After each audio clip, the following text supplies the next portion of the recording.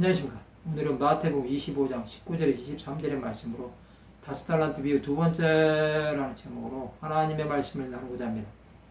본 말씀, 오랜 후에 그 종들의 주인이 돌아와 그들과 결산할세 5달란트 받았던 자는 5달란트를 더 가지고 와서 이르되 주인이여 내게 5달란트를 주셨는데 보소서 내가 또 5달란트를 남겼나이다.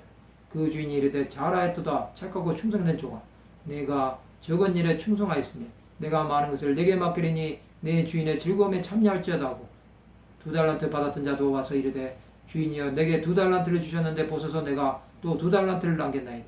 그 주인이 이르되 잘하였도다 착하고 충성된 종아 내가 적은 일에 충성하였으면 내가 많은 것을 내게 맡기리니 내 주인의 즐거움에 참여할지어다 하고 이제 오랜 시간이 흐른 후에 하나님의 종들의 주인이신 예수께서 다시 오셔서 그들과 결산하게 됩니다. 이것은 제후의 심판을 의미하는 것입니다. 그때 5달란트를 받은 자는 배의 열매를 거두었음을 주인께 보고합니다. 그는 주인의 칭찬을 듣게 됩니다. 그는 복음을 전함으로 많은 영혼이 구원을 받게 하는데 쓰임을 받은 것입니다.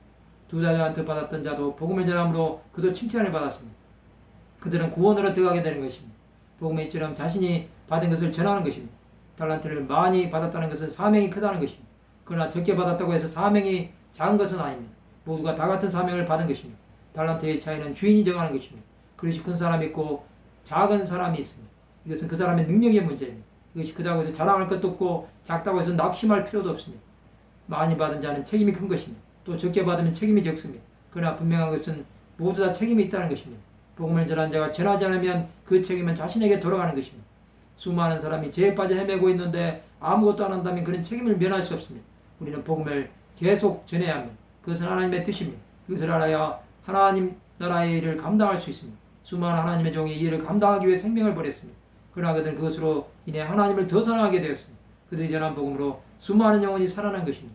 그들은 하나님 나라의 귀하게 쓰임을 받은 것입니다. 우리가 사명을 다하고 안 하고는 각자의 문제입니다.